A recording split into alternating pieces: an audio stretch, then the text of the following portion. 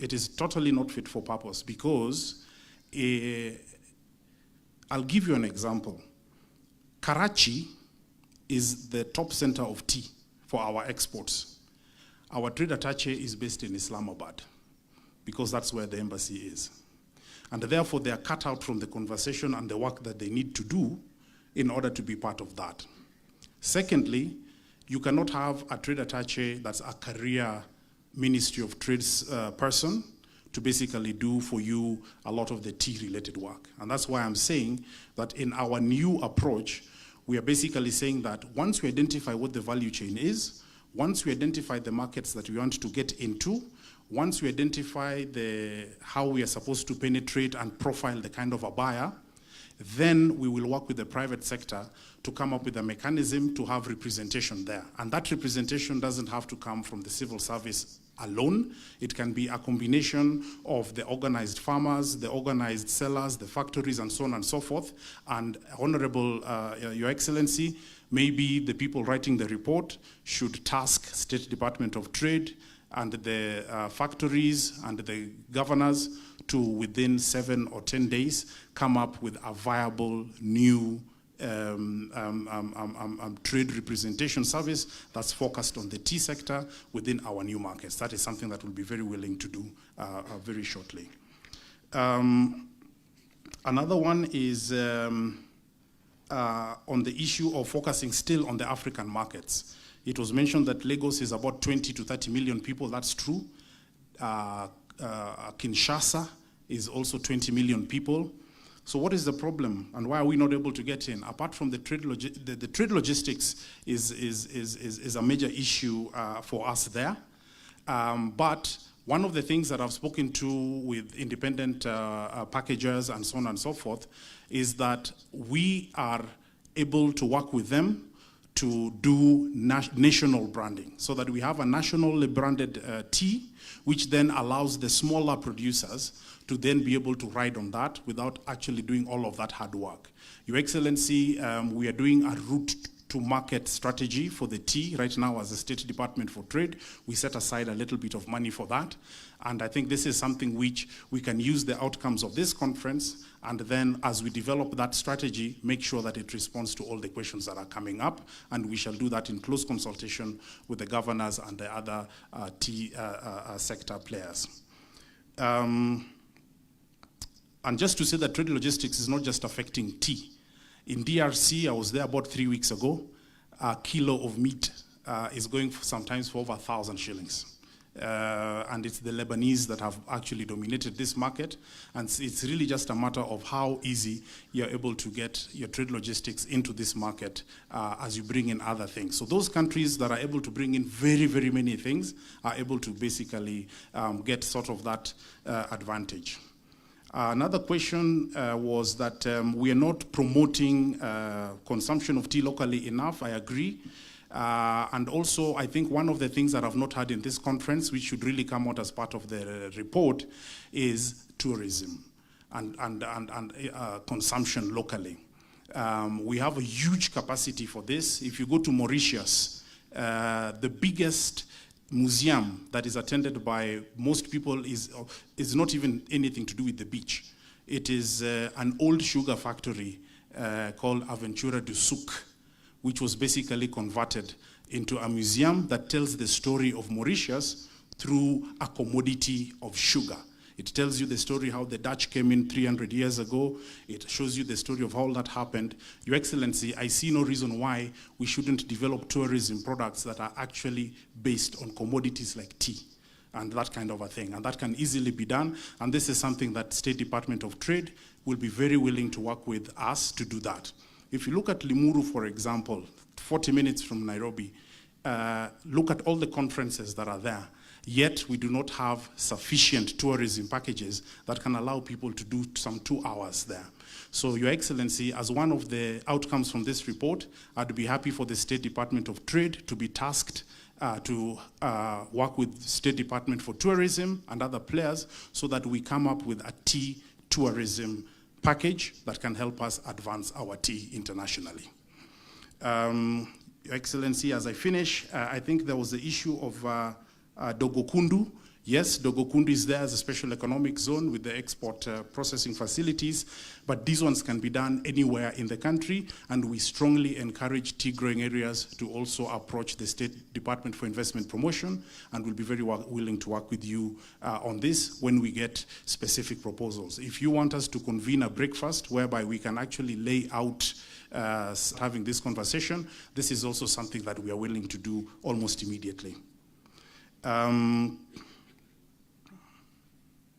Yes, I think the ministry, with association with the governors, are laying out the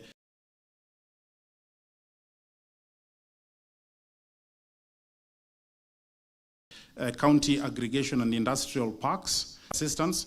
But if you, for example, prioritize that you want to do a CAIP that is focused on the tea sector, then we are willing to work with you on this. And in addition, the Kenya Export and Promotion and Branding Agency can also work with you so that you can actually, in addition to the nation branding, you can actually now look at the strategy of direct selling and the strategy of actually telling the story of that particular factory, so that then you're able to do your direct sales from there that tells the story of, for example, Kericho. And that is something which the CEO is here. Just stand up so that the governors can see you. So if you want to do a localized strategy, then we can help you, and she's also there. Export warehouses. Recently, many countries have thought that, particularly for smaller players, if you have a small tonnage, it's very difficult to navigate export procedures, very difficult to do your own marketing, own branding, and so on and so forth. So many countries now have been coming up with export warehouses. There's a good side to it and there's a bad side to it. The good side is that if you are able to get an export warehouse, you are able to do aggregation, particularly that helps the smaller players. And basically, if you're able to get a custom bonded facility in a foreign country, then basically the goods are there, and basically they are able to enjoy sort of close access to the consumers. But it needs to be done right, otherwise it fails. You need to ensure that there's a good partnership between the private sector and the owners of the tea and the owners of the brands, and then the assistance from government, such that you do not have an export warehouse whereby you have the public sector now assuming the role of selling and marketing again, which sometimes could go wrong. So this could also be something which, for those writing the report from this conference, is to look at the possibility of export warehouses in relation to the tea sector, focusing on smaller players. Ghana has actually established an export warehouse in Mombasa Road the last 2 months. You can take a look at it. They are selling their chocolates. They are selling palm spirit that they make, and they're also selling kente cloth. We all know that whenever we travel to Ghana and Ivory Coast, we usually come back with our bags full of that kente cloth. The ladies, I think, do that more. But this is something which we can take a look at and see how it can be done. And places like Kinshasa and so forth are places that we can do export warehouses. And this is something which we are willing to explore further. On investment, there are a lot of facilities that are also from the GOK side, but also from the donor side, which once we are actually organized and are ready to invest in things like the packaging sector, invest in specialty markets, these facilities are available. And I'll share with you a few examples. Take a look at the Kenya Development Corporation, which is under the Ministry of Investments, Trade and Industry. We are currently getting into a lot of partnerships with institutions like the World Bank to basically help us deploy capital so that private investors are able to invest. I'll give you an example of the leather sector and the meat sector. The World Bank has put aside $40 million through a project called Drive, which will go to KDC, and KDC will do the onward lending. And that lending is available to any private sector player that basically wants to get into the export market in relation to meat and leather. Now, what then we need to do is that once we have the outcomes from this workshop done, and we've identified the investment areas, packages, and all that kind of stuff, then we can convert this into bankable products, and then we can go to institutions like the World Bank, USAID, and so forth, and basically get some concessional financing for this. USAID, for those that have your pens, just write Africa, ATI, USAID. ATI USAID is under an initiative called Prosper Africa, and they are providing support to private sector so that people who want to export are able to have access to financing. It's not small money. People in the nuts sector and the textile and apparel sector are getting grants, not loans, grants of up to $2 million per company. Just go to their website and you'll see that. Why can't the tea sector, once we've finished this conference, organize ourselves, look at the top 10 issues we want to do, and move into places like ATI, and so on and so forth. And this is something that I'm willing to have this conversation with the people that are prepared. Why are the tea factories not set up as EPZs? I think that one I've answered. I think it's Africa Trade Investment Partnership. So Exotic Nuts has got money from them already. United Aryan, in terms of textile and apparel, has gotten money from them. Hella, in textile and apparel, has gotten money from them, and so on and so forth. But this is something that I think we can have a chat around. Your Excellency, I think in the interest of time, I may have answered at least most of the questions. Yeah, so thank you so much. I think I will yield to the direction from His Excellency if we can take a few more questions, or maybe we can take them in the group.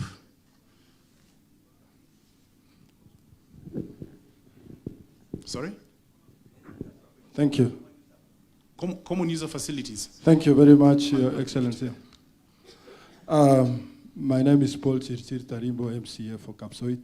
My question this morning is about the economic blocks for counties. We have the Leg Region Economic Block, where Kericho County, Bomet County are members of those blocks. I have not seen them here, and I am proposing that if it's possible, because Nandi is here, Bomet, Kericho, Elgeyo Marakwet, is it possible that we form a tea economic block to assist the tea farmers in this region? Is it possible? Number two, on East African tea trade in Mombasa. What is the role of your department? Thank you. Thank you. Okay. So let's have maybe just two more. I can see there's a question here and a few more on that side. We stand guided by His Excellency. If we also have the group work coming up, but if we have a little time for a few more questions. Maybe PS. Thank you. Okay. PS, so let's proceed. PS, because I'm the host, Yes. I'll help to moderate so that we save on time. Okay. So we'll take we'll take a question from our DG, maybe one from there, and one more, then we close the session from our Mama County, and maybe just him, so that we save on time. And the farmers from behind there. Thank you, Your Excellency, our PS, and our PS. Our PS, we have discussed a lot about China, Pakistan, how they are taking their tea. What we are not telling our people, why do China take a lot of tea? China, they take their tea not because of as how we take ourselves. They take it like medicinal. And that's why you go to China. You can't see putting sugar on the table. If we can address our people the same, to take tea as medicinal, and they would do away with some of those supplements. That's why China, if you go to any office, what you'll be deceived with is a cup of tea, not sugar. There is no sugar on the table. Thank you. If our people and that's a comment. Just let's make it short so that we are able to Thank proceed. you. If you get those people from coming to China, what they come with back to our country, those people who do business with, they come with the tea. How are we doing to promote our tea when our people, our guys coming to our offices to promote that tea? And how can we promote African to tell them when they are taking tea, they are taking something else, not only tea, to cure their thirsty, but to make it like medicinal? Thank you. Thank you. Just Maybe you, just a second, just 30 seconds, eh? Thank you. PS, Keproba is domiciled within your department. Correct. And some of the issues that are coming out of this conference is about branding. What are you doing about it? And what challenges might you be facing? And what would you like this conference to come up with to help you in the branding of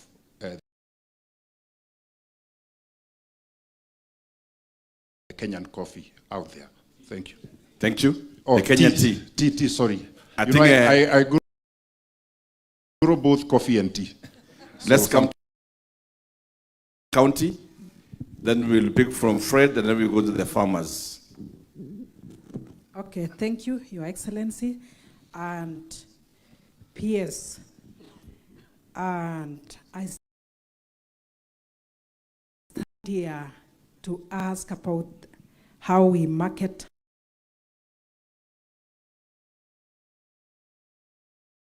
when we look around. The kind of tea that we are taking is from the factories. The quality that we have is the normal. I really want to ask if we can get the tea that we are selling outside. That is when we can have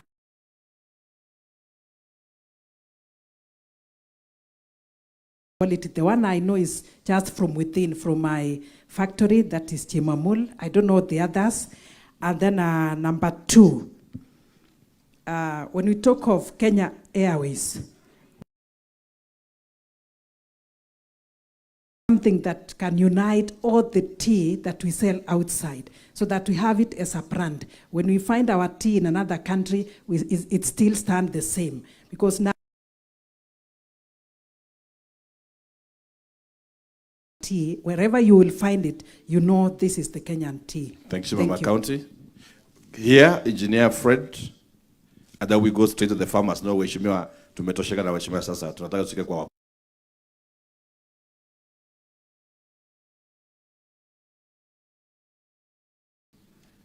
we only usually see promotion internationally of Masai Mara.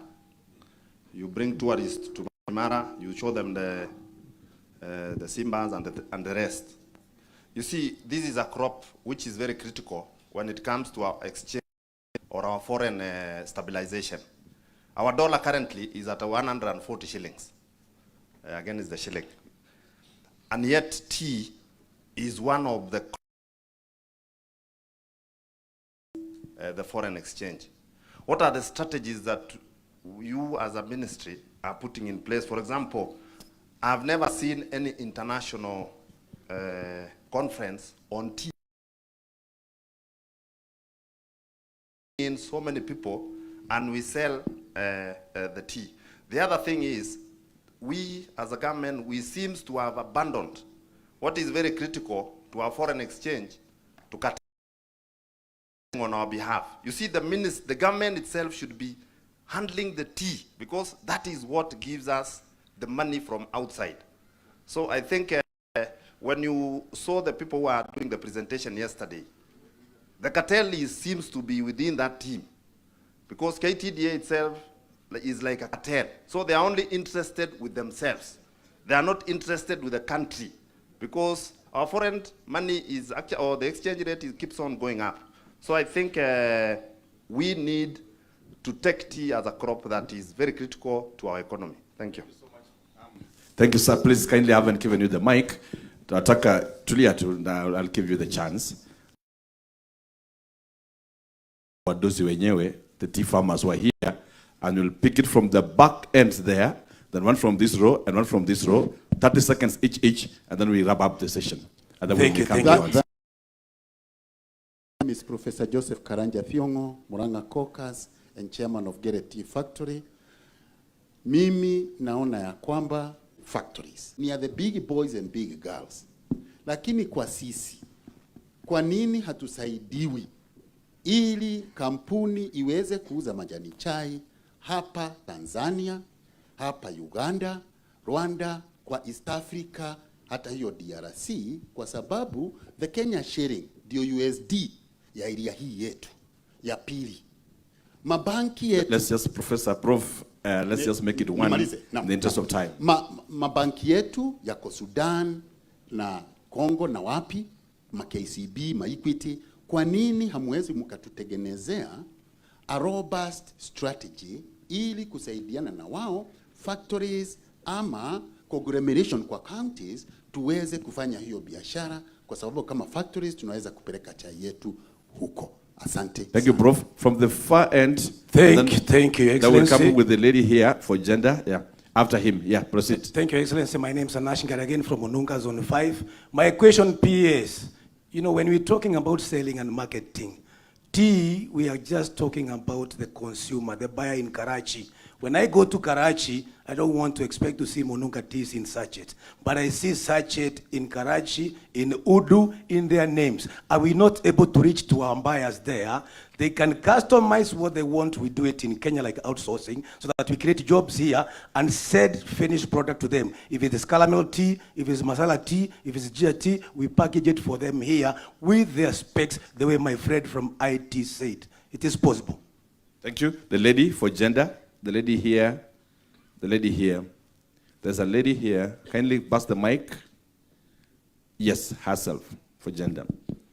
And in our presence, I want to recognize the presence of Irungu Kang'atha, His Excellency, the governor from Murang'a. He was with us yesterday, but Your Excellency, he has joined us today. Thank you, Kang'atha. Okay, good morning, and thank you, Your Excellency. My name is Mercy Lynette Rotich. I am from Kericho County, and I'm a tea marketer. Now, my concern, Bwana PS, is that we usually have the Kenya Association of Manufacturers awards on energy management awards, which means there has been considerable improvement in terms of carbons in our country. Is it possible through the ministry to integrate these benefits and, you know, get the farmers to finally see actual money in terms of carbon credits? Thank you. Thank you. That's a very key issue. This row, the farmer there, yes. Yes, yes, please, at the far end. And let's be kind to each other because we cannot take all the questions in the interest of time. Yeah, remember yesterday. Thank you, Your Excellency. My name is Professor Martin Obanda.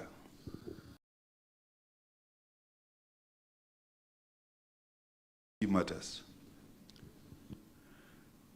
The issue that we are talking about, tea marketing, has been with us for a very long time, and we have not succeeded. We suggest that we hold civil servants who are posted in all the countries that Kenya has relationships with. That is not the solution. In my humble view, is that we have not been able to define what is this product we are selling. We say Kenya tea, Kenya tea. What is this Kenya tea? You see? Prof, I would request that we go just straight to the issue, that this is your take, and this is how we can proceed. Okay. My take is that, first of all, we sell tea by the invoice. We should be able to identify what the invoice is, and that will be the beginning of how we can sell tea. Otherwise, if we just say sell Kenyan tea, people won't know what you're talking about. Thank you, Professor, for that we are concerned. We now come kwa Ishimiwa, and we'll do just a round. We begin from him. Thank you, Governor, Your Excellency. Everybody, good morning. My take is this on marketing of tea. And I know many of members have said they travel a lot. Many state officers travel a lot. Why can't we have a way of ensuring that anybody, any state officer that is traveling, carries a package of Kenyan tea?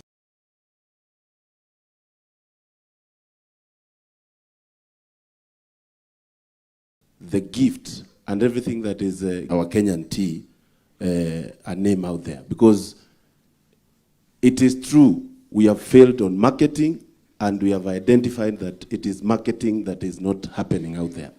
Kenyan tea is well, it's good, it is the best, but it is not well known in the world. I think that can be a step in the right direction. Thank you very much. Mheshimiwa. We will have the final one. Cherorot. I thought you had given me a chance. Yes? Professor. Professor. Yes. Just hold a bit. I know this is a very good debate, but in the interest of time, we need to progress. So kindly, Cherorot, pick it up so that... No, I will. You already have the mic? Yes.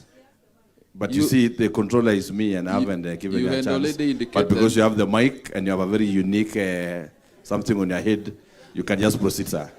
Professor, I am the only Mukurino here. You cannot pretend that you are not seeing me. Please, sir, proceed. Thank you, Your Excellency. And I wish to go to the PS. In a recent trip made by the President in Embu County, I heard a very passionate appeal by Rukurire Tea Factory, who have already set aside some money to put up a value addition plant. And what they were asking for from the President is that they be assisted with some money, actually around slightly over 100 million, so that they can complete their plant. So what that means is that our factories are already ahead in terms of value addition. They really want to do it. What they need from government is a little more support so that they can complete. And in the finance bill that we just passed the other day, there was a reduction on taxes on packing materials. So I think what our factories need is we support them so that the farmers can get more. Lastly, I have heard many speakers here say that we need to market our tea locally and more aggressively. I am in agreement with them. But in the last more than 50 years, the most we have been able to consume is 5% of our tea. It's like telling a farmer in the Rift Valley who harvests around 200 bags and consumes only 5 bags to know how they can consume more.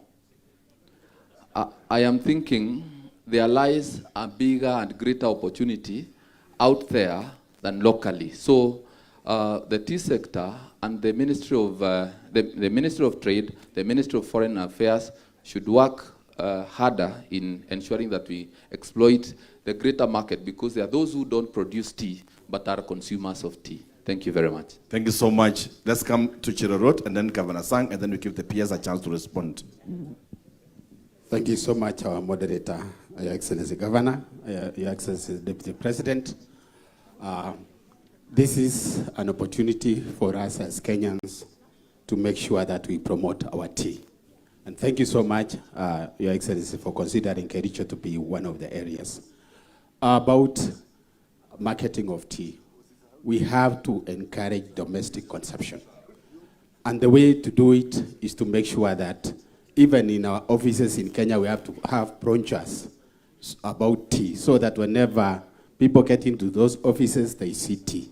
And those tourists who are coming to Kenya, we have the gift hampers that you are supposed to give them at the airport should be actually tea bags, so that when they are here, they consume our tea. Thank you, Cherorot. Lastly, right now we are fighting the illicit brew. What are we going to give in exchange to those who are living? Let them take tea in Kenya. Thank you so much. Thank you so much. Governor Sang, have the last one, Sang, so that we have the PS. Then we can see if we can do another round. We have asked already around 20 questions, and I think we can give the PS to answer. Then we see if time allows, we can do one more. So Governor Sang, please. Just two things, Governor. One, and this is to the Deputy President. When value addition processing equipment for a very long time was zero rated, and I mentioned this to you in Meru. When these Wazungus were doing their factories, they were zero rated. But around 2020, a VAT of 16% was introduced. At a time when the farmers are starting to do value addition, they are starting to do processing, this is the time the government introduces 16% VAT. I think, Your Excellency, it is time that the national government considers this, so that our farmers and our cooperatives, our local investors, as they start to do value addition, let them not be subject to 16% VAT that was not subjected to many other investors who joined the industry long. The second one is that while I agree with you, PS, that the value chain approach in terms of our commercial attaches is important, it's not difficult to just market Kenyan tea. Any ambassador sent to any country, we need to shift from this political diplomacy to economic diplomacy, so that performance contract to our ambassadors should not be based on just somebody going there for 3 years. Every year, they should be able to make returns. What was the value of trade between Kenya and that country when they were appointed? Yearly, what have they done? So that then they can be able to make this. Governors, Barchok went to North Korea, or was it Korea, and Pakistan, and succeeded in getting a direct sale. Surely you cannot tell me what Barchok could do that an ambassador cannot be able to do, yet he is there, living there, he is being facilitated by government day in, day out, and their job is just to market Kenya. So I think we must just put our ambassadors on performance contract, and that should be based on the volume of trade, so that then we can shift from this political diplomacy that may not be useful to us to economic diplomacy and put them on performance contract. That should be able to help us. Thank you, Governor Sang. So let's have the PS to respond. I know it's been weighty, and we can have you responding, sir. Okay, thank you very much. I'll respond best I can. Some of them were comments sort of that touched on areas that maybe I'd mentioned before. So for those ones, I'll probably leave them out, but I'll try and address the new issues. And I'll start with the last comment. I fully agree that our ambassadors should be able to be our first sort of line of marketing. Now, what I was saying is that on a specialized basis, we are going to be able to revise that so that we have trade attaches and teams around them that can be also working with the private sector to basically sort of do sort of the hard and detailed work. But what I get from you, Governor, is that in addition, as part of the basic training that a governor must, that an ambassador must have before they, for example, go to Pakistan, we can have as a resolution of this conference that let us map the key tea countries, and in those countries, as part of the foreign service training of the ambassador, they should be able to spend at least 2 weeks on a very detailed program of training in understanding tea, how to describe tea, how to know where it's grown, how to describe its organoleptic properties and taste and so forth, but also to understand the dynamics of tea trade, such that then they're able to do that. So for those writing the minutes from this, maybe you could add that, ambassadors to be posted in countries where we are selling tea should undergo, as part of their foreign service training, 2 weeks of a program. And the State Department for Trade with the Kenya Export Promotion and Branding Agency and the Tea Board of Kenya can actually come up with a curriculum for this in association with the private sector. Secondly, to the governor's question, we also have a huge asset we are not using, which I hope we can also use. That is diaspora. We have Kenyans and other Africans that are living in key markets. They understand those markets. They may have even married people in those countries and have lived there for 20 years, and yet we are not using them sufficiently as part of our marketing teams. So we should also include that as part of the teams that we're able to put together. On issue of zero rating equipment, I fully agree with you. I'm not too sure. I think some of our capital goods that are coming in are already supposed to be zero rated, but I don't know if specifically the ones connected to tea factory implements are not included in that. We can take a look and basically establish what the real thing is here, and then make proposals to Treasury. I also agree about local consumption of our tea and see how we can promote that. One thing that we have to have in mind is that most external buyers want voluntary sustainable standards implemented as part of their program. But locally, we will not be requiring that. So, and getting voluntary sustainable standards like rainforest and so on and so forth costs money. So as the local consumption goes up as a percentage, we will also now have to see sort of how the production is done so that you can have a separate channel where you can spend a bit more money on certification and so on and so forth. And the local channel, if you do that as well, you'll probably be wasting your cash. So maybe these are considerations which the farmers can also basically have. On the issue of sort of gifting and sort of making our brand, that is part of the brand development and sort of the marketing side, which Keproba does quite well. I agree that we can actually come up with a package of gifting, but at the same time, we have to develop other products. We have to do tastings of tea at our Kenya High Commissions as part of events. And we need to train our ambassadors to be able to conduct a tasting exercise at the end of conferences and that kind of a thing. Keproba during COVID also started something in the coffee sector. They started e-tastings. So essentially, you basically have people on the other side of the world or anywhere else, and you basically have a barista or somebody on this other side who is then able to take them through a tasting exercise, which they don't need to be there physically, and you can talk about the attributes of the tea and so on and so forth. And this is part of what they already do, but it is part of what we can further also explore. As far as the recent trip in Embu for value addition plants, I think if you share with us the details, we'll be willing to see if there could be certain sources of financing as well that we could recommend. I spoke about the Africa Trade and Investment Partnership that USAID is doing.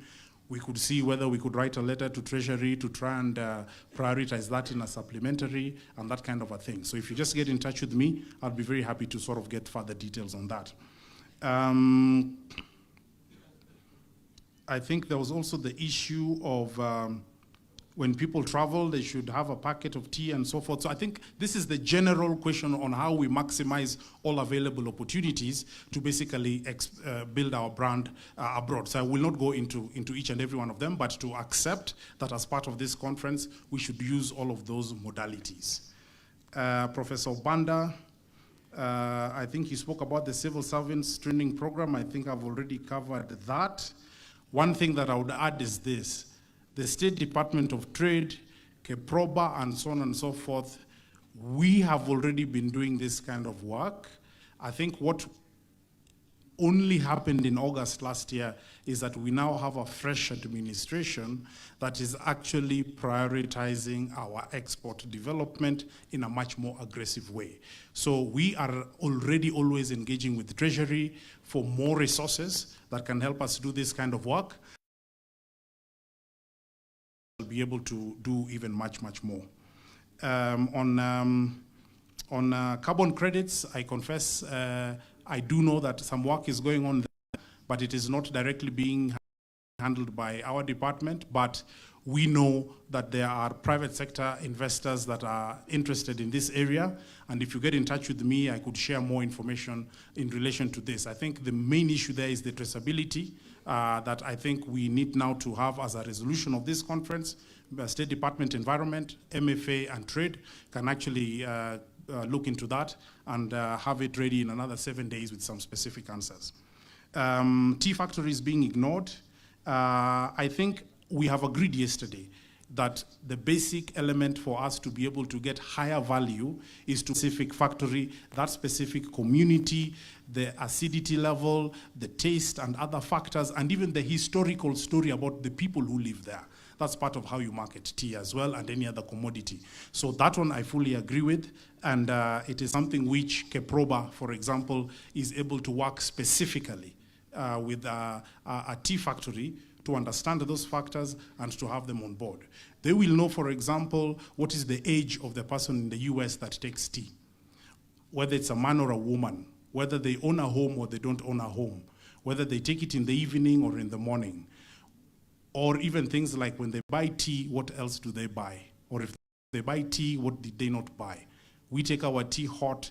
Many Americans take their tea cold as iced tea and so on and so forth. So these are things that Keproba knows And if you approach them, you'll be able to work out a very specific marketing dynamic in a very specific market and what you specifically need to do. On the issue of labeling and packaging, I fully agree with you. We need to make sure that we label and package specifically for the market that we are going into. Let me give you an example of meat, which we are currently working with the World Bank and the State Department for Livestock to improve our exports of meat to the Gulf from $47 million, and we want to try and double that. One of the key things we've realized is that you need to have the packaging in Arabic, you need to indicate that it is halal, and you need to make sure that it is halal certified. And you need to know how many grams the packet must be. In Egypt, for example, they like smaller grams. In other places, they like larger grams, and so on and so forth. So for the tea sector, this still goes into part of what you do in a market, such that once you know what the buyers want, you also have to make sure that you label and package and so on and so forth properly. I think I will leave it there.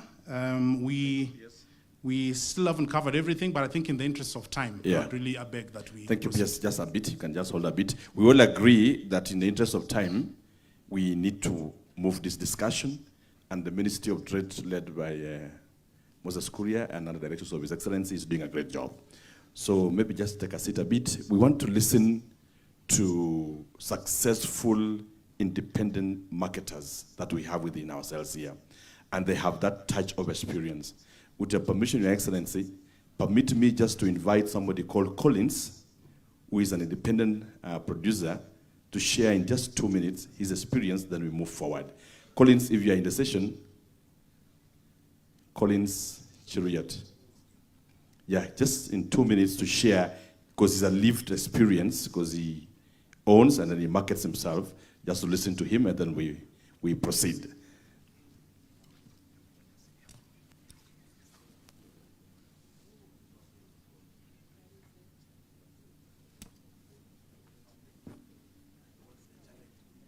Yeah, and the challenges that could be there, and the possible way of moving it. So Collins, take the mic, Collins.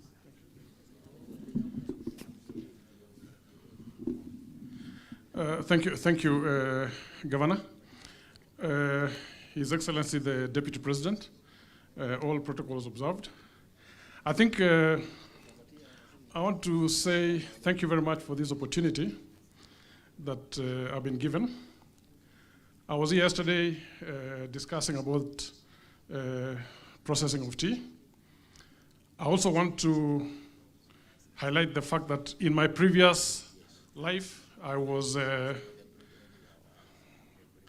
run Kenya Tea Packers Limited as a CEO, and I've had quite a bit of an experience in terms of what are the challenges that actually we face as we try to export tea. One of the things that I haven't had mentioned from the discussions that we've had is what does it take to get a branded packet, whether it is a Kenyan branded packet, whether it is a national branded packet, or a packet that belongs to a private packer, to be off-taken from a supermarket. It's one thing to actually develop very good packaging. It's one thing to have quite a good quality product. It's not difficult to actually land your product in any of the European, Middle Eastern countries. We have done it in my previous engagement. And the issue actually that arises, and I think that's where we need to focus as a government, is how do we support these value addition entities to actually be able to move the product off the shelf? Brand recognition is one big factor. One of the things that we saw, particularly when we were trying to do expos to Dubai, is you find that there are brands that are already recognized there. How do you then develop a brand recognition in those markets? And that's where I think it costs quite a bit of money and the government needs to come in. Advertising in some of these countries is a very, very critical aspect. In the Arabic and Middle Eastern countries, if your product has not been seen on TV, then it's very unlikely that it will not be picked off the shelf.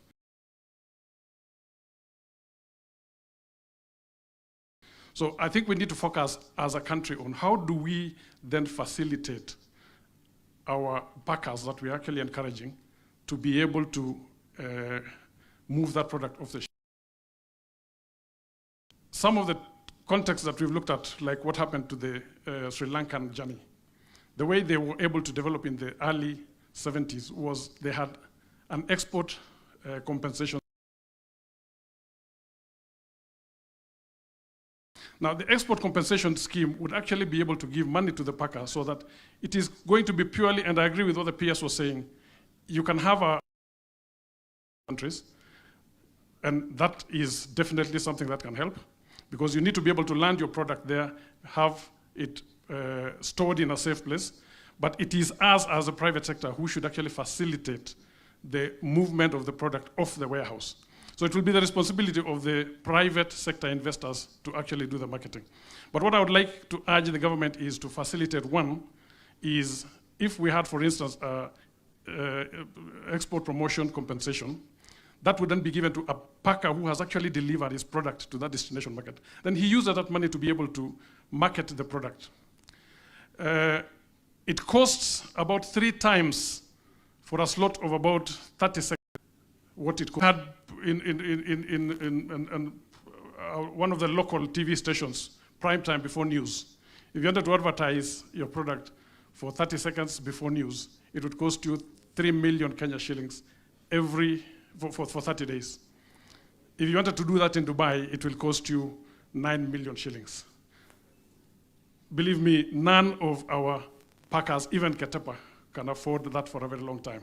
It can only be through intervention of government. When you talk about putting your product on the shelf, in Kenya, any of the supermarkets, you can actually put your product in the shelf without any expenses. In most of the foreign countries, you actually have to rent shelf space. How many of our small packers can actually afford that? We did it when I was in Ketepa. We used to pay quite a bit of money, but it gets to a point where your finances are fully stretched. So whereas I want to hear, and I want to appreciate the fact that we're talking about developing our brands, we're talking about investing in technology, and personally, and from the independents, I can attest to the fact that the biggest challenge is not investment. One of the things that we know about Kenyans is if they know there is money in a destination or a product, investment has never been an issue. They will invest. As I mentioned yesterday, we have, under the independent tea producers, 30 factories that have invested in excess of 300, 400, 500 million shillings. So investment, I think, is probably not where we should be focusing on in terms of equipment, machinery, even in terms of artwork development. Where I think the government needs to focus on is how do we facilitate this product that has landed in that foreign market to be off-taken from the shelf. The moment that is achieved, the rest, I can guarantee you, will be straightforward. It will be much easier. But I want to support, and I've been a very good, strong advocate of warehouses in the destination markets, because if I'm a small packer and I want to export 5 tons of tea, where do I put it? And among the areas that I would actually suggest that we focus on is West Africa, DRC, Pakistan, and Dubai. Then the next thing we need to look at is how do we get the packer to move that product off the shelves. Thank you very much. Thank you so much. Oh, maybe from our majority, let's clap for Collins. Let's have a question from majority leader, Aaron. Somebody to give the mic to majority. We'll just get one from Aaron. Kindly somebody with a mic to Aaron.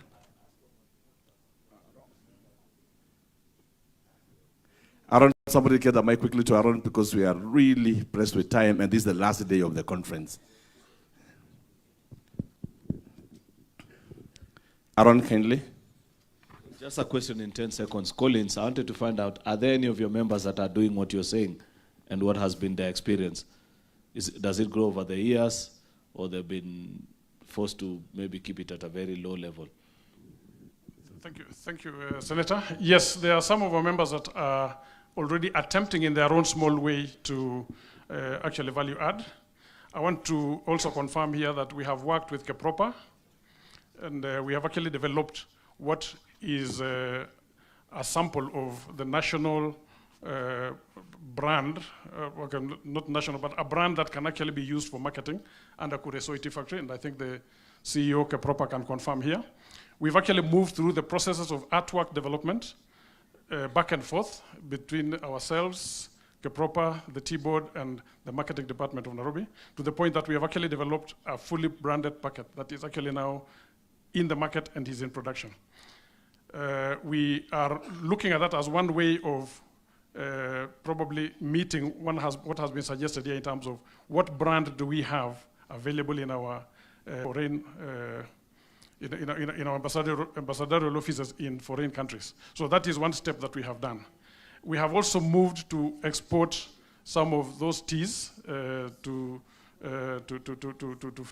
foreign countries. We've done quite a bit of exports to Saudi Arabia, and we've also done a bit of exports to Japan. But there is a limitation in terms of the fact that you get to a point where your finances are stretched beyond what is actually coming, because the offtake from the shelves is actually much, much slower. If there was that kind of facilitation, I think we would actually be able to stretch ourselves and be able to move the product progressively and grow. The reality of the matter is, if you put a product on a shelf in a supermarket in most of these countries, where you're talking about rental, shelf rental, the other aspect also that comes in is they also look at how much or how fast is your product moving. If your product is not moving, then within a certain period of time, they'll actually ask you to take back the product. And those are the kind of expenses that we need to be looking at. The Sri Lankan model, which I mentioned about, is it was actually the export compensation program that they used. I know when you talk about export compensation in this country, sometimes it creates a negative connotation, particularly when you reflect against the previous years of Golden Back. But I think it's a proved and prudent way in which you can actually support development of nascent products in foreign countries to be able to be achieved. When we exported to Nigeria one time, it was actually very difficult to convince the Nigerians that this product that you're drinking that is coming from the UK is actually from Kenya. So again, with concerted effort and financial support, I think we'll be able to break through that bridge. Thank you. All right, thank you so much. Let's clap for Collins. I think he has done a very good job with his experience. Your Excellency, with your permission, I know we have working groups that as the session progresses, delegates will be in those groups. We may not take every question because of time, but I encourage that in our working groups, we be able to discuss these issues so that we later on present them in a plenary as a way forward so that we save on time. With your permission again, Your Excellency, permit me to recognize the arrival and the presence of David Chichir, our CS for Energy. Some few questions were raised yesterday in regard to power with the factories and KDDA, and I know you'll have time in the progress of the day to be able to respond to that, and thank you for gracing this occasion. With your permission, Your Excellency, permit me to invite our CS, Florence Tamyole, to be able to, Tamyole is a name that we gave her here at home, but a real name that you know up there, Your Excellency, is Florence Bor, but here at home we call her Tamyole, which is a very good name that represents a very beautiful lady. So permit me to ask Florence to say something. Please give a mic to Florence. Yeah, Florence, just come over here. Yeah. Can we clap for the PS kindly? He has done a good job, and tell Moses is also doing a good job with your ministry, and we are partnering strongly as county governments with your department and ministry. Thank you so much. You're welcome, CS Florence. You can take over the mic.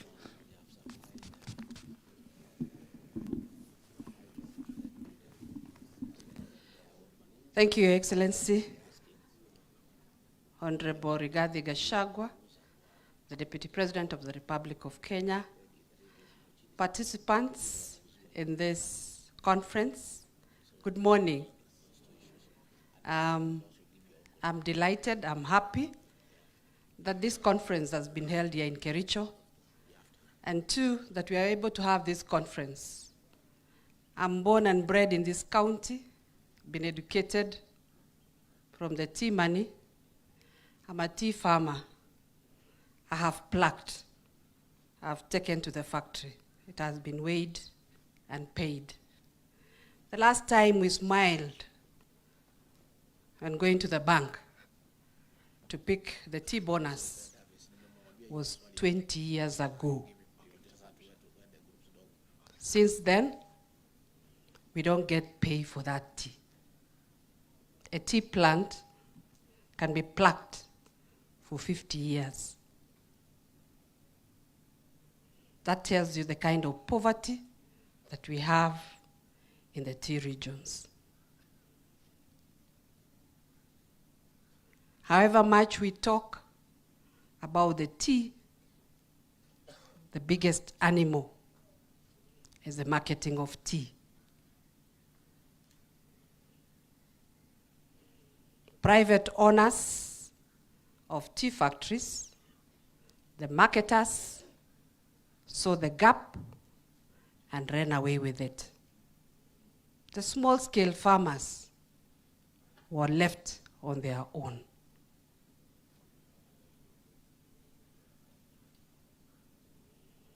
So when PS was here, and all of us, let's look for ways of how to market, how to get the best price for tea. If it is us taking tea on the tables instead of water, let it be. This is a dynamic world. We need to find new ways of marketing this tea. And KTDA have not helped.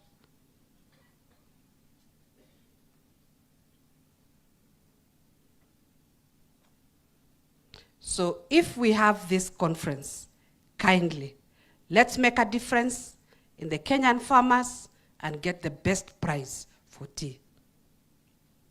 Collins is here.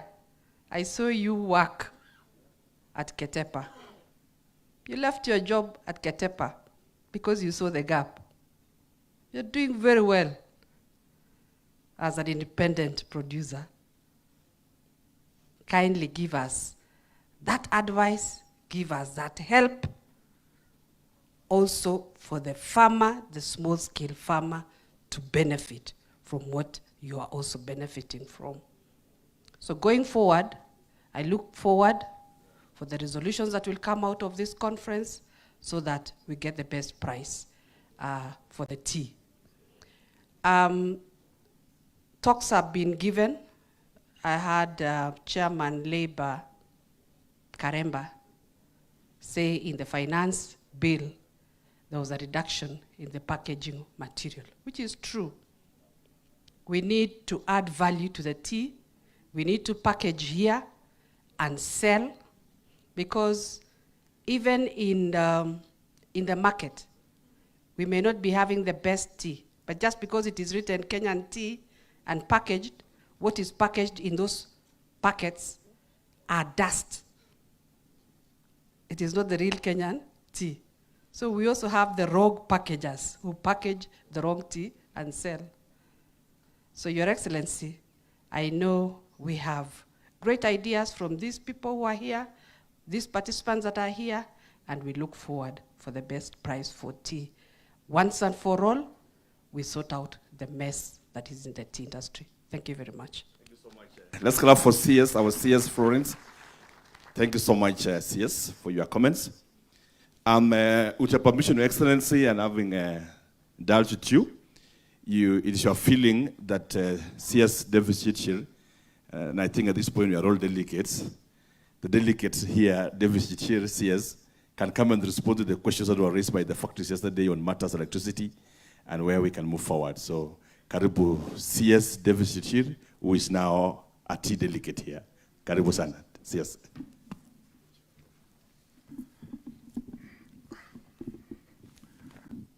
Your Excellency, Deputy President, and my colleagues in the tea industry, good morning.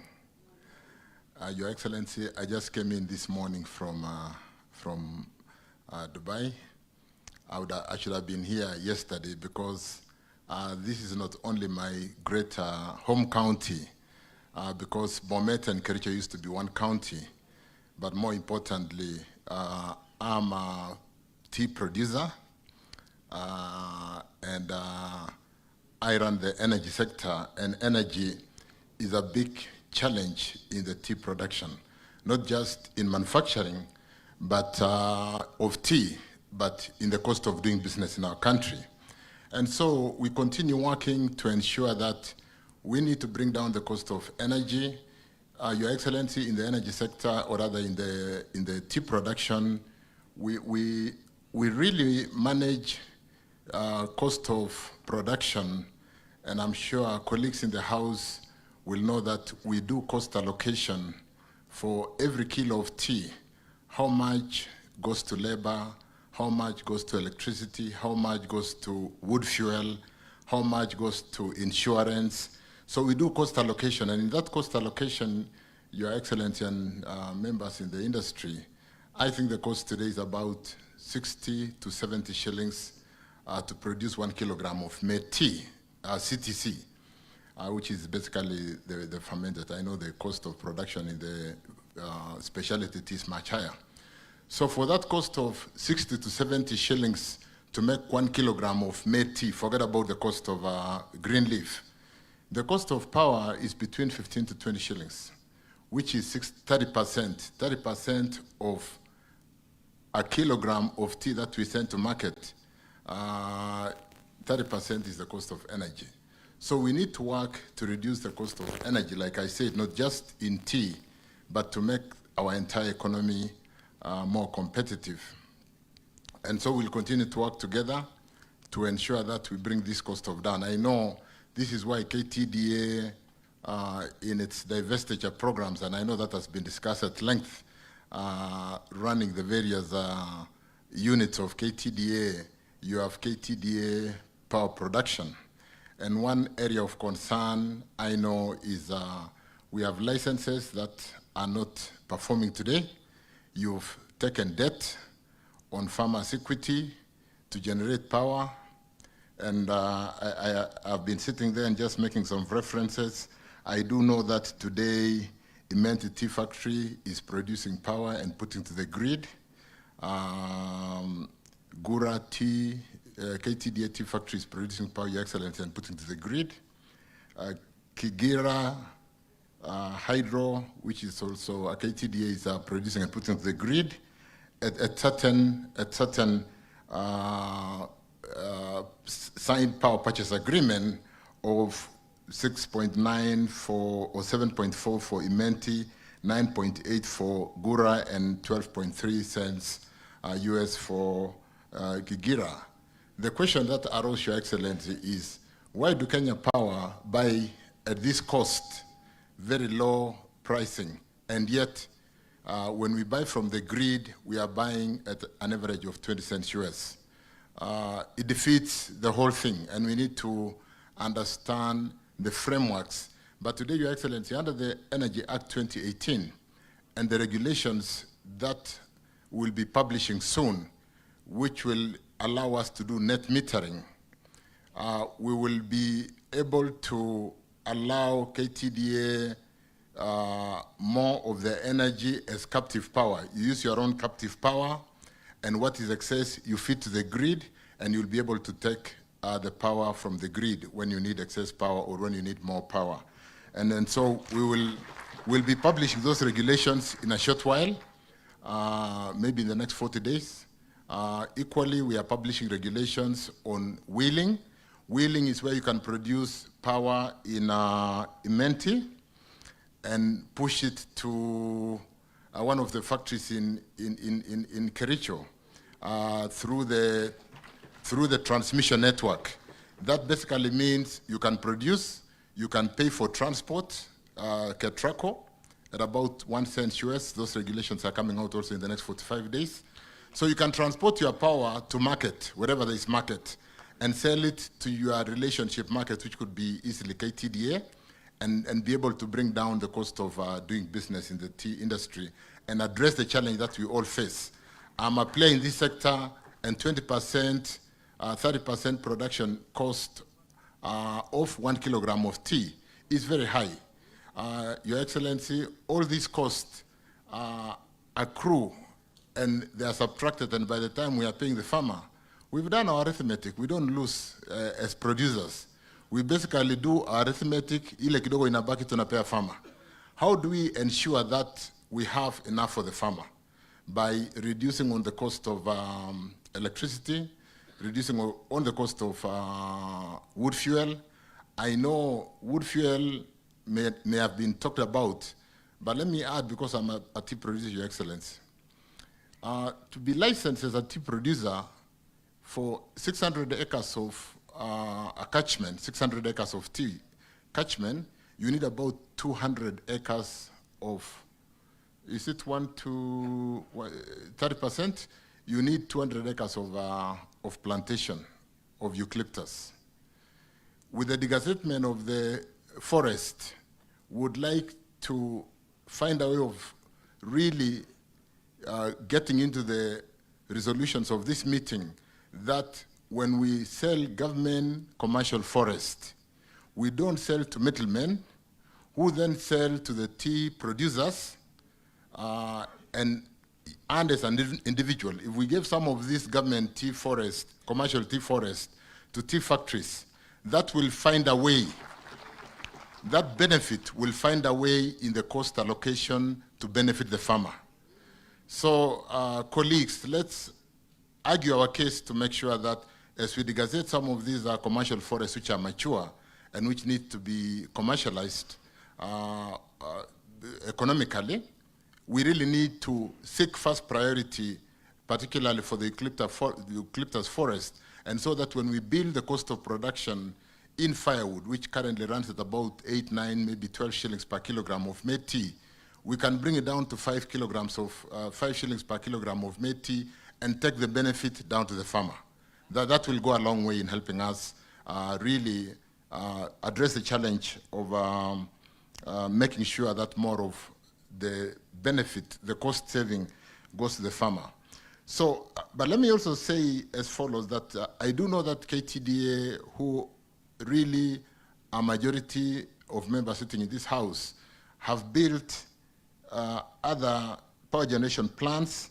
Outside here is Kipsonoi, KTDA, Setet. We have Chemosit. We do have, on the other side, Nyambunde, Nyakwana. We do have Nyamindi, and I've checked in my dispatch plan, Your Excellency, and I think it will help to have KTD appreciate that in the dispatch profile, Nyamindi and Nyambunde have been allocated a dispatch for 2023. We do know that there was a moratorium which really was seeking to bring down the cost of power. Working within that framework, we will be, when we go back to cabinet with the dispatch profiles of additional power, and hydro, Your Excellency, is a very good base load. It is good base load because when we do solar, solar only produces power about 23% of the time because we have solar for 8 hours in a day, and even in those 8 hours, like now, there is no solar because there isn't adequate solar energy. And for that 23%, unlike hydro, where if for a good season when hydrology is good, we are able to produce 24-hour energy from hydro. So we'll be expediting some of those KTDA hydros. They are not big plants, so Nyamindi and Nyambunde will be coming onto the grid 2023 as soon as we take this to cabinet for approval. And KTDA, South Mara, Meru, and Iraru will be coming to the grid in 2024.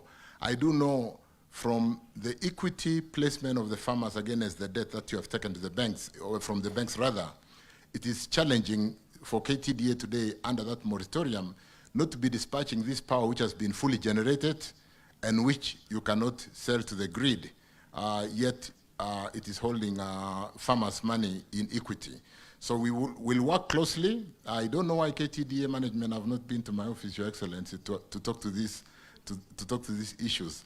Everybody who is generating power is in my office every day. So I want to encourage KTDA to work closely with energy. Come to my office.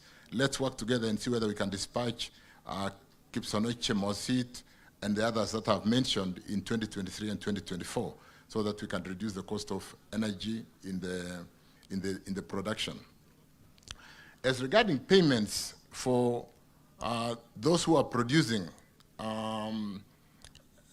I do know there's been a challenge on payment. And part of my coming this morning from Abu Dhabi and to Dubai was to address the challenge of petroleum, which consumes, supply of petroleum into this country consumes 30% of the US dollars. And with the tightening of the monetary policy by the Fed post-COVID, where we all know that inflation rate in countries like US, Canada, and those countries where inflation rate previously stood at between 0.5% to 1%, rose to up to 9%. And in correcting those inflationary challenges, they have raised the Fed has raised the yield on the US dollar, and we do know that the dollar has been migrating to the owners and causing untold challenges in availability of the forex for our market.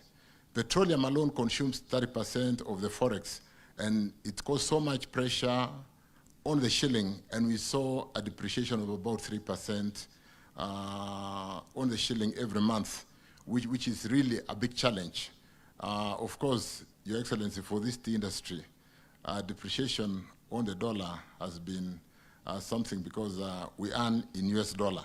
And so when we get our US dollar and we convert the shilling, we get so much shillings. And it is interesting that in the last 6 months, maybe even 1 year, our profits in this tea sector has been on the yield as opposed to earning money from making tea. We've been earning money from the depreciation of the shilling. But that as it may, the challenge of payment to KTDA generation, power generation, has been more of Kenya Power not able to access the dollars.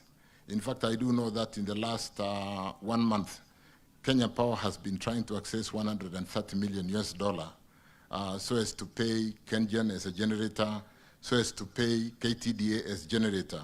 But we've told them to go slow in accessing those dollars, because what happened in that accelerated procurement of dollars from the market was the depreciation of the shilling, the speculative tendencies that accrue out of that.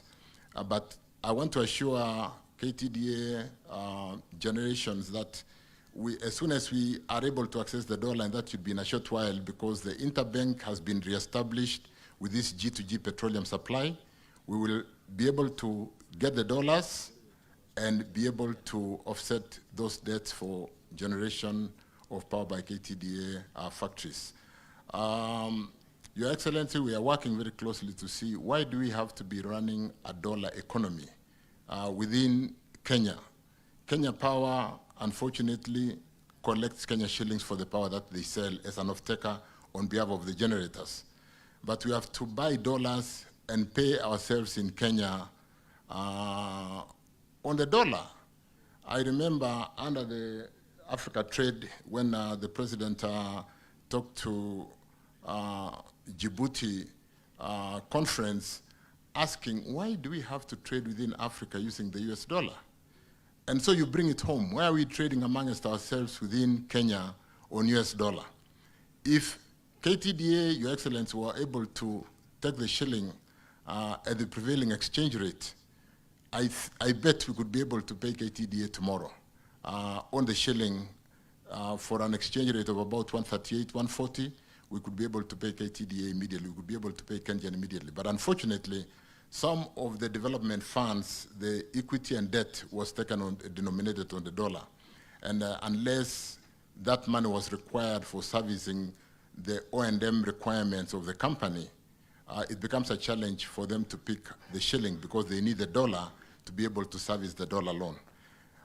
So we will work together. I want to assure KTDA that we are out of the woods with this dollar challenge, partly addressed by the G2G, but more importantly, the fact that we need to talk more. Tea Forum in Kericho, that as one of your own in the energy sector, as a producer, we will work together to ensure that we bring down the cost of production so that everybody in the value chain, from the farmer, the producer, the brokers, and the buyers, can really make their reasonable margins and we all have a win-win situation. Thank you, Your Excellency. Thank you so much. Shall we clap for CS Davis? You will agree with me, Your Excellency, that David has given us a very precise situation that we are in, and we are completely in support of trading in the Kenyan shilling. Because, I mean, it doesn't make sense that we trade in dollars while in Kenya. Having said that, Your Excellency, because you were late in beginning this event, I would want to persuade Rose that if we can take one more presentation or two, then you go for tea break under your guidance, of course, because I finished my session. But I know you are intelligent enough to guide us from here, so you are welcome. Thank you so much.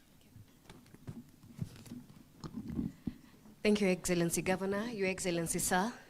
Indeed, there is a presentation.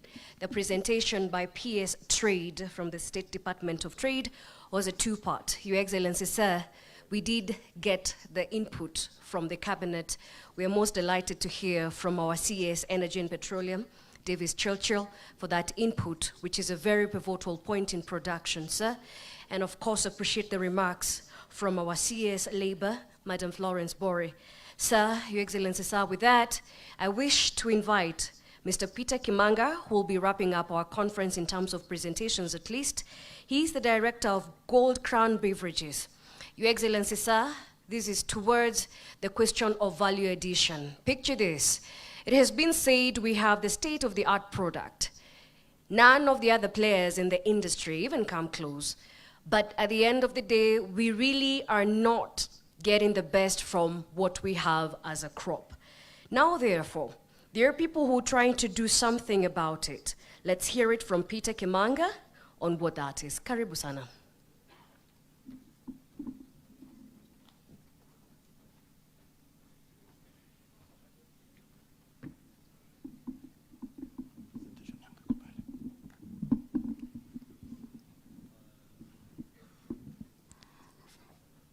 Thank you.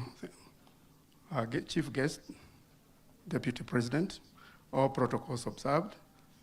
My name's Peter Kimanga. I'm a director with Gold Crown Beverages, Kenya Limited. We are best known for packing a brand called Kericho Gold. Bwana DP, I want to thank you. Because last week I saw you giving a packet of Kericho Gold to one of the visitors, showing him the best teas we have. I really want to thank you for that. I also want to thank the legislators from this region, because most of the best tea bills in Parliament have been taken by members from this region. Honorable Kones, Honorable Cheriot, and Sigei. But I still wanted to be noted that from yesterday I kept on begging for a cup of tea, and I couldn't get. I even carry my own tea bags in case I don't get it. I asked for hot water, but it was still not available. And we are talking about declining tea demand. Thank you for the assurance that nothing will happen to us if we become brutally honest. Yes.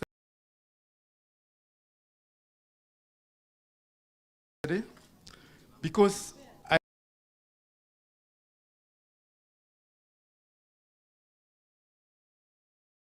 for packed tea. But one of my biggest obstacles is policies, particularly within.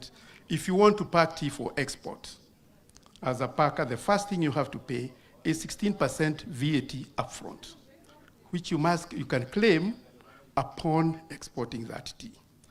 Claims of refunds of VAT have been taking years.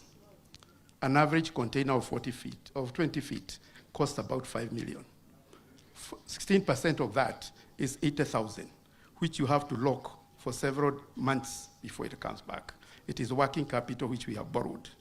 So we cannot be able to pack for long because of this value-added tax. Paper in this country is expensive, very expensive. We are importing paper from Pakistan. We are importing paper from Sri Lanka, paying import duty of 35%, and it is still cheaper than buying it from Nairobi. So if we think of sending tea to Pakistan packed here, it is not practical because their paper is much cheaper. If we can pay 35% import duty and still be cheaper than paper in Nairobi, There's no chance we can pack it here and take it out there. In the new finance bill, there's now an excise duty of 25% above the 35% on that if you import packaging paper. So it adds up to over 70% the cost of paper alone. It is not easy to pack. I want to go to my presentation, if you can quickly go through the slides.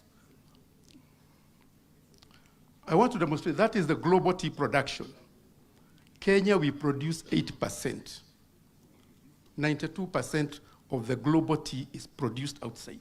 Of close to 7 billion kilos, we produce about 500 million kilos. So there's a lot of tea produced outside. We only produce globally, we produce 8%. Let's go to the second slide. Those are our markets. We had it yesterday. It is very risky, it is very dangerous that 55% of our tea is going to 2 countries, which at the moment are having dollar issues, they're having political issues. And that is part of the reason why we have declining prices. It was frightening that this week in Mombasa auction, 70% of the tea which was offered was not sold. We only managed to sell 30%. That tea has gone back to the warehouses. It will be offered for the auction again. Those are destinations of Sri Lanka teas. Look at the strong markets they operate from. They have Poland, Saudi Arabia, Jordan, Netherlands. These are the markets that take value-added teas. The future of Kenya's tea is value addition. We have a very good product, but we are unable to get it out because of policies. I do not understand why. We have to subject 95% tea which we can value add. Hold it because of 5% that is consumed in the local market. We collect less than 4 billion as VAT in government, but that 4 billion has stifled the growth of 95%, which we can value add. Let us zero rate it. In UK, tea does not attract VAT. Tanzania, locally grown tea does not attract VAT. Here, it attracts VAT. It's only 5%. It's the farmer who grows that tea, buys the machines, but still pays the tax for buying that tea. If we zero rate it, Bwana Deputy President, we will see value addition factories sprouting. Yes, the government has to raise taxes, but we can get taxes in another form. Pay as you earn from a vibrant value-added sector. We can get a lot of corporate taxes from those vibrant value sectors if we create jobs within those sectors. More importantly, it will help us expand our markets. There are markets that don't want bulk teas. The new buyers today are supermarkets. They don't want bulk teas, but we cannot access those markets. Our Kenyan tea is being packed in Egypt, is being packed in Dubai for re-export because we can't do it here. That's the local consumption, below 40 million kilos. Kenyan drinks less than 2 grams per day per person. If we drank 2 grams, it would be about 42 million kilos. And much of this tea, a lot of it, if you go to our airports, you see a lot of people moving out with packed teas. We consume less than 30 million kilos. If you go to a country like Turkey, they consume 3.5 kilos per year. Kenyan, we consume 400 grams. That's the reason. You see what is on our table. I got 3 bottles of water, which I never asked for. But the tea I kept on begging, I never got. Up to now, I couldn't get hot water.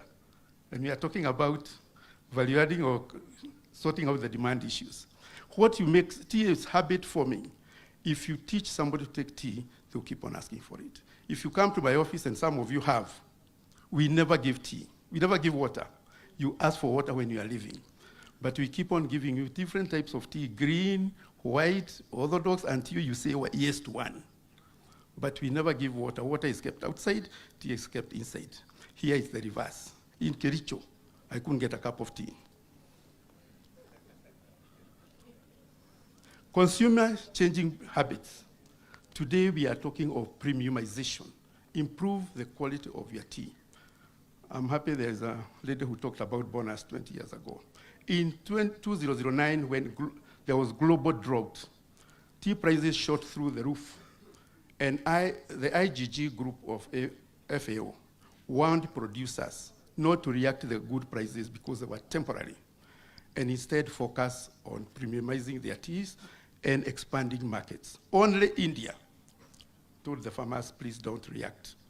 we went onto overdrive. Factories sprouted up like this, which in 2014 when prices collapsed, we had the 2016 Tea Task Force report, which has still not been released. But we never reacted to that. What we are seeing now is the result of the accelerated growth of tea production against expanding markets and against improving our quality. Globally, people are improving their beverages. We have to produce good tea, otherwise there's no safety net. If you produce poor tea, there's no safety net. Branding. Branding, again, Tea Board of Kenya. I have had an opportunity to go with them outside this country. They always register 1 week before the meeting or 2 weeks before the meeting. When we go out there, you find the big countries like Sri Lanka have the best eye-level places. We always get a space at the corner. They get permission to travel very, very late. Same as Tea Research Foundation. They are poorly funded. Sometimes we have been funding as EATTA, some of them like Dr. Kamunya, to come for our meetings. Because the farthest he can drive is Kericho to Nairobi. If we want him in Mombasa, we have to pay for him. They are poorly funded. In fact, Tea Research Foundation is like a branch within Sri Lanka Tea Research Institute. It is so small. Sometimes we have problems. We have had our samples confiscated in China because we are told, can you explain these samples? We need to go with these people when we are going out. They can explain, they can be asked scientific questions we can explain, but they are poorly funded. They need to be funded and in good time so that we can be able to go with them to answer those scientific questions.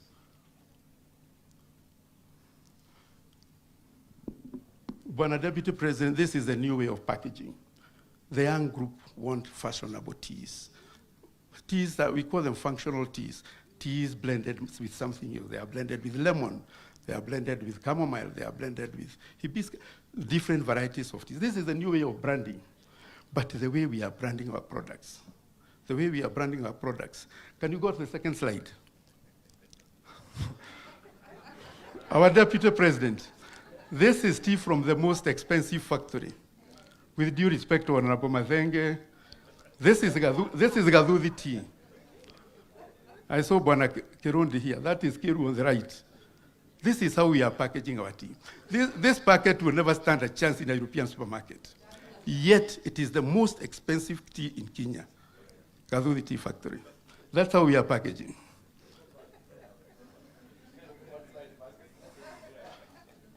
That is my brand which I'm selling in Sudan.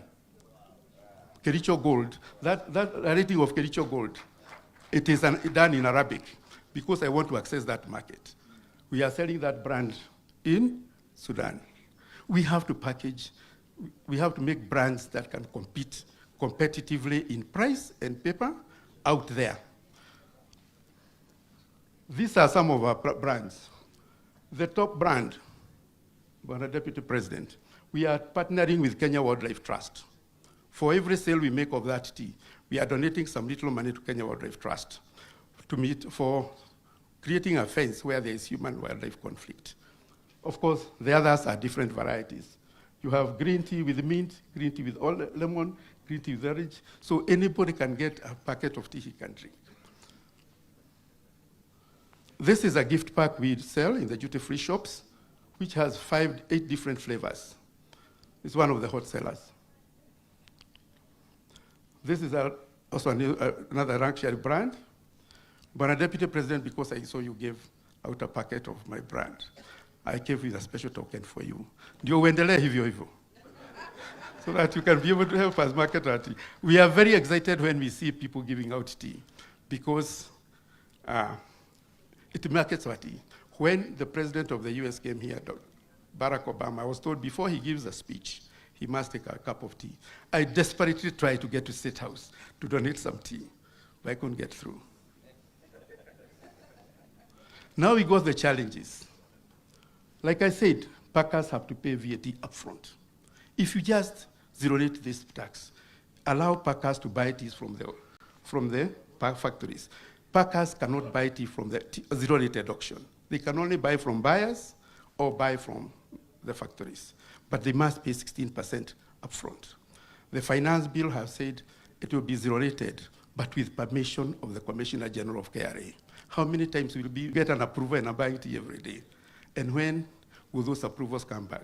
I have 2 containers stuck in Mombasa going to Uganda. But because of Kenya Bureau of Standards, they have given me a letter, I've sent to Uganda, they have refused that letter, they have said until you get that permit. It's timely decisions, high important. Imported packaging paper is at 5% import duty, 25% excise duty, 3% IDF, 2% railway levy. Local. Okay, but they want a certificate called BRC. No factory in Nairobi has that BRC certificate. For that, I have to import that paper and pay 35% import duty and a punitive tax of 25% excise duty. Excise duty. Then all these other taxes. It is cheaper now to send my tea to Egypt, to have it packed there and send it across to UK, because I don't stand a chance. If the packet is packed in Kenya and packed in Egypt, the Egyptian packet is always cheaper in UK. Can you go back to the slide? Back to the slide. Inter-county taxes. I'm happy the governors are here. Please help us, because I used to see Chaboti from Yauti zones, Kaisugu tea coming to Mombasa. Everywhere the vehicle passes, as it comes to Mombasa, it has to pay advertising tax. It has to pay advertising tax. And it is not even selling. It is just bringing tea to Mombasa. So they are just transiting that county. They have to pay. If it is spotted by the council askaris, they have to pay a tax. We have now started removing the branding on the vehicles, denying our young boys jobs. They used to brand those lorries. They are now releasing them back to the original color, because every county is charging a tax. Kaisugu tea will only be sold in Kaisugu. Chaboti will only be sold in that region. Help us by removing these increasing taxes, because we want to grow as packers. If I bring in my truck of Kericho gold from Mombasa, every county it goes through, we have to pay a branding fee. So we cannot grow because of these taxes. There's a book called The Secrets of Winning a War. Conquer your area first before you start going out. It is very hard to take our tea outside if we are not able to conquer this market first. Then we have a harmonized standard code, HS code. We are importing some products from Germany, like lemon granules, which we are blending with our green tea to export. If you bring that lemon granules, which we don't get in the local market, if you import the lemon granules, they are considered a finished product by KRA. They are coming for blending. To us, it's a raw material, but it's coming for blending. We have to pay 35% import duty on them. And it is coming for value addition. So those granules, whatever we import as a finished product, whether it is in bulk or not, we have to pay 35% of duty. We are asking the government, when we are bringing in bulk materials for value addition, let those be exempted from duty. Because they are coming to create jobs, they are coming for more processing. It is green tea, yes, it can be lemon granules, yes, but it's not a finished product until we blend it with our teas to export. Let us have 2 standardization codes. If you go to other countries, you find tea in packets attracts a higher duty. Tea without packets or bulk is less duty. In Kenya, it is the same. Whether it is packed or not, it is the same. Tea from Egypt comes to Mombasa duty-free, because it's a country. And they are able to get paper from Dubai without duty. You can pack Kenya tea in Egypt and bring it down here, and it will be cheaper than Kenya tea packed here, because they are able to get paper from Dubai. They are in the Arab League economic bloc, so they don't get duty. So it is easier to pack those products out there. Verification of compatibility. These are flavors. The flavors we are importing, we are being subjected to pay taxes on them. The machinery, we talked about machinery. Okay, if you are bringing machinery for packing tea, we are paying 16% VAT on them. They are coming to create jobs. These machines are very expensive. Upwards of 50, 60 million. We have to lock 16% VAT, which you can't claim back. machines that come to attract, to create jobs, let us exempt them from value-added tax because it makes the money more expensive. When you are taking your cargo to port, these are the taxes we pay. We're talking about few jobs in Kenya, no jobs in Kenya. We have a shortage of KRA staff in Mombasa. We load tea 24/7. The KRA staff don't work at night. If you load your container at 6 o'clock, you have to wait until morning.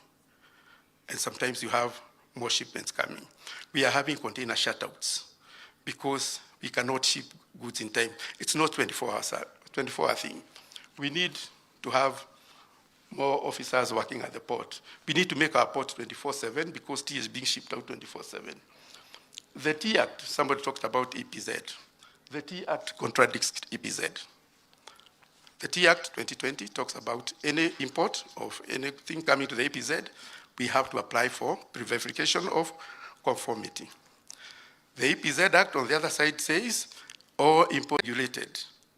So sometimes we import things at the port for our EPZ, but they are stuck at the port because we can't clear them. We never got permission from T-Board.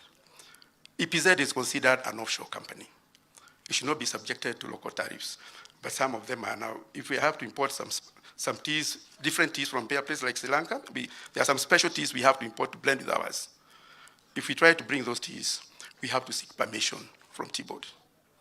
But in the EPZ, it says there should be no restriction in importing these products. Let us harmonize these acts. It is very important because if you listen to EPZ Act and do what they say, the T-Board Act will contradict that. Thank you.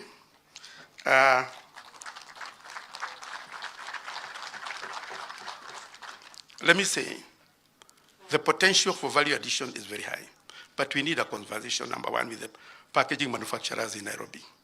There are papers we can't get. Let us be allowed to get those papers. Filter paper comes only from Philippines. We don't process filter paper here. But if you bring it, the duty is 35%. Other places it's zero rated. If you bring, okay, then there is of course the 16% VAT. And these things are coming to create jobs.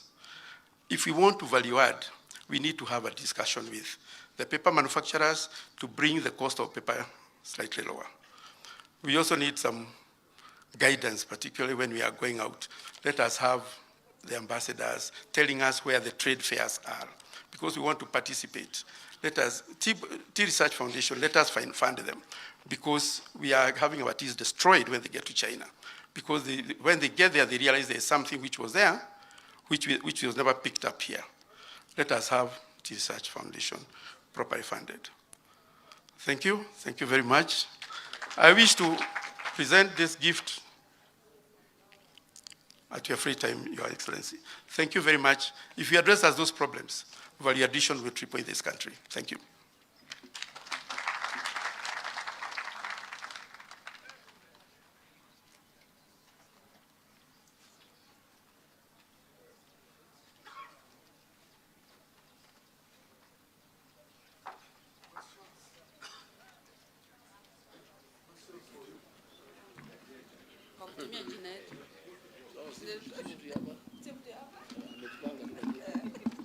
Your Excellency, sir, the presentation by the Director, Gold Crown Beverages, Mr. Peter Kimanga, brings us to the close of the sessions on presentations and the panels for this conference, marking the second day. Your Excellency, sir, I am certain, and a majority of people here do agree, indeed, our sessions on the questions we have been saying and the statements we have shared, what to do, what not to do.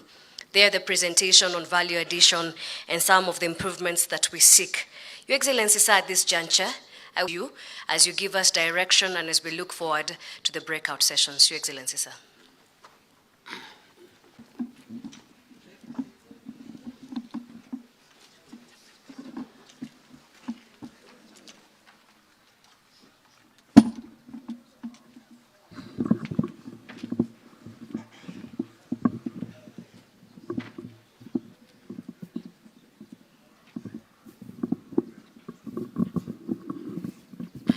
Thank you very much. Please be seated.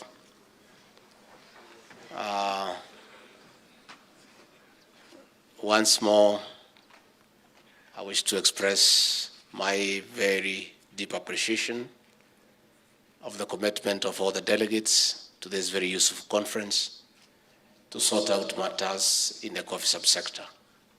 I trust in the tea. I have been on coffee and tea until I use the two words interchangeably. I trust you had a good night and you had a good reflection.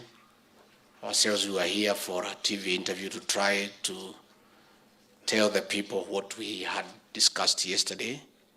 And therefore, many tea farmers are aware of the deliberations that went on here yesterday.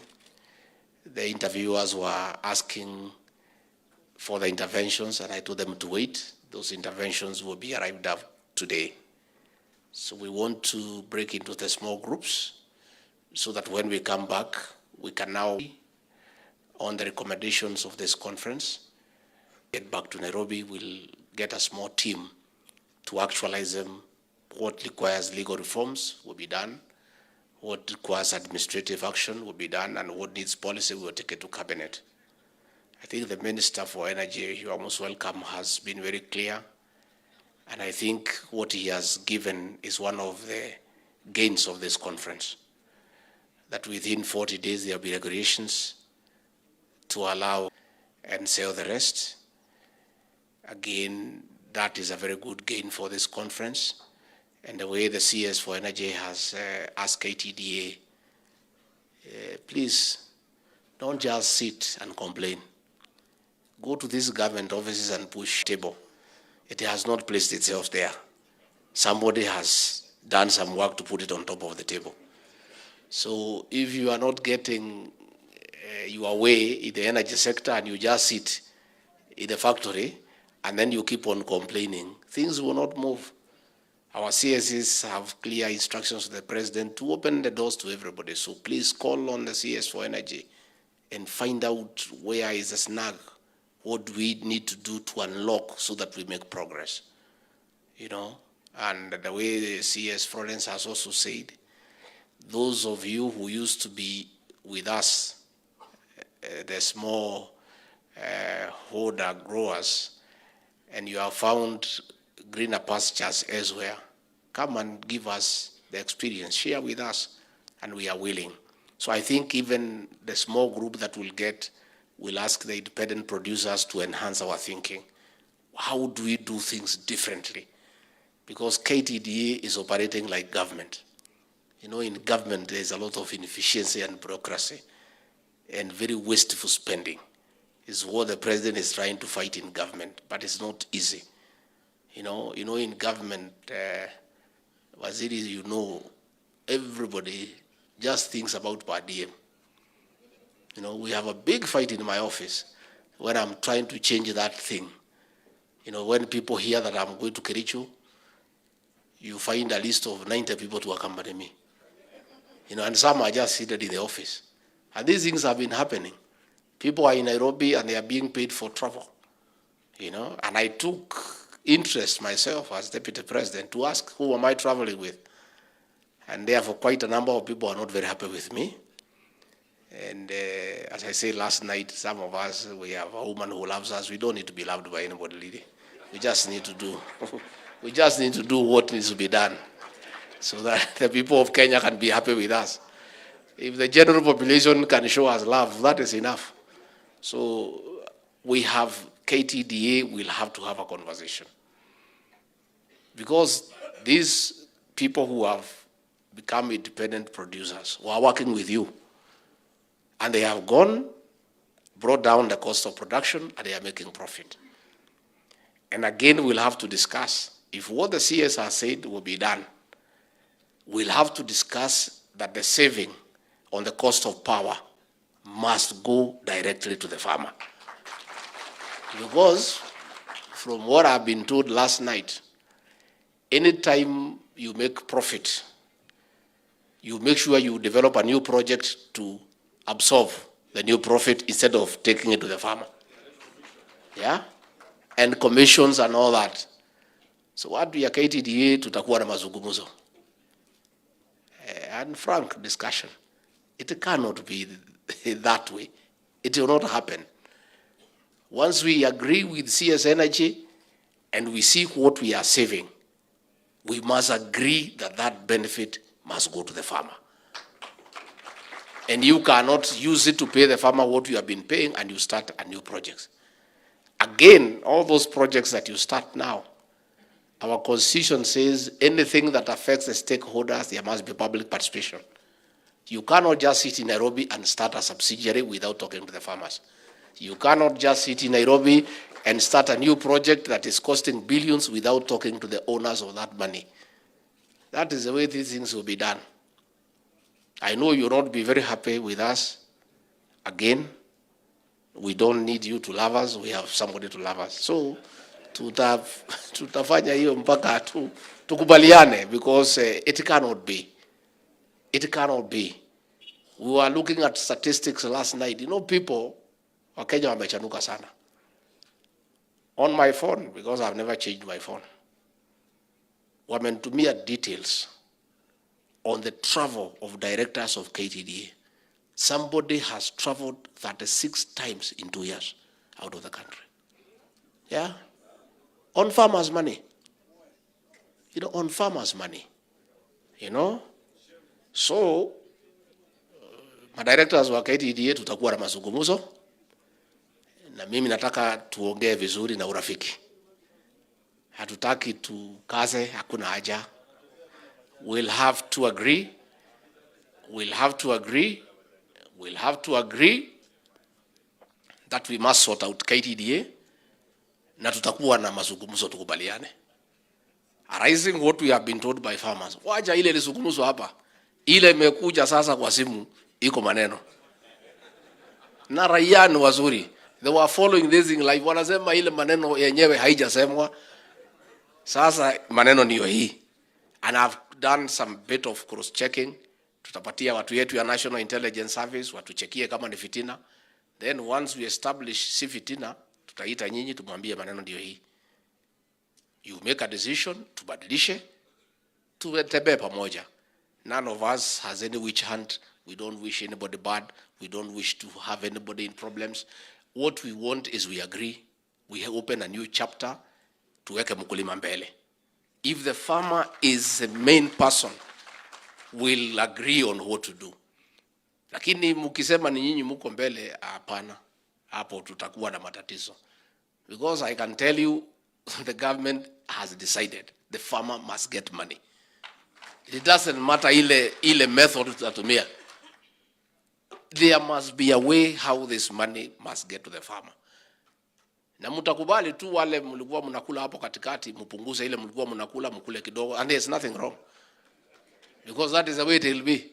Ama mkose anything. Si ndio? Yeah.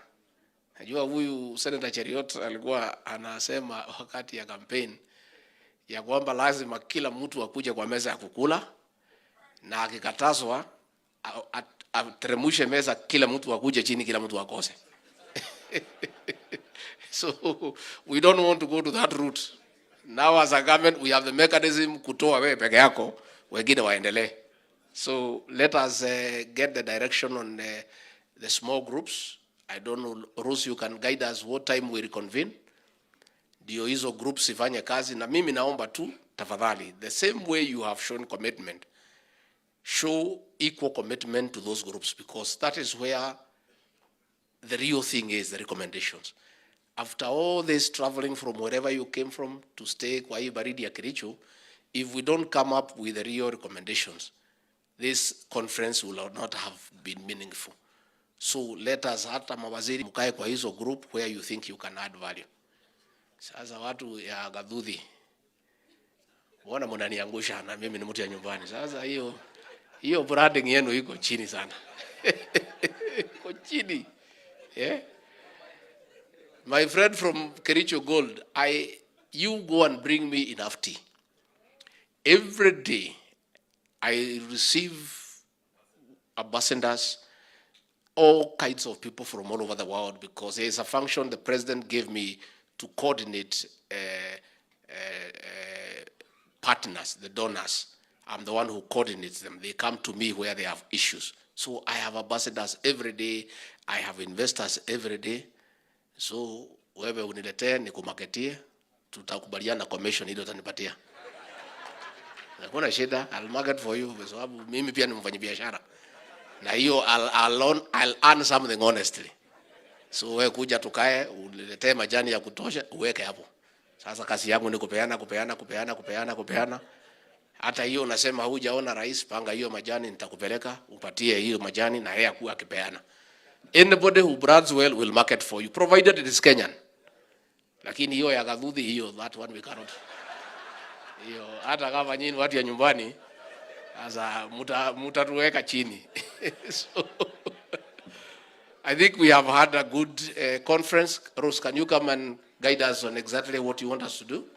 Thank you, Your Excellency. Perhaps as you have guided Mr. Peter Kemanga, and since he had the gift in hand now with Mr. Mwiti, if he could just come close and hand it over to you, Your Excellency, please. Karibu, Mr. Kemanga. Na niambiwa pia watu ya Kericho ulipe kitu kwa kutumia jina yao. Hiyo ndio ujumbe nimepata. There we have, of course, you see, he has actualized what he's talking about. Look at the branding, the packaging and everything. There we have it. I hope Gathudhi factory is following closely. Look at the packaging as well. Those are specialty teas. You can see how nicely they are packaged. Premium presentation and premium production. Thank you, Your Excellency, sir.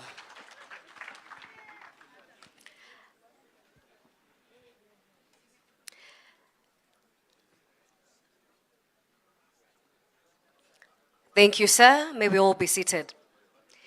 Ladies and gentlemen, we now seek direction for the groups that have been highlighted so far. We will also be having support teams in our specific groups. I request the protocol team to come to the podium so that we're able to see who is going to be assisting us on our groups, kindly. And even as they're making their way here,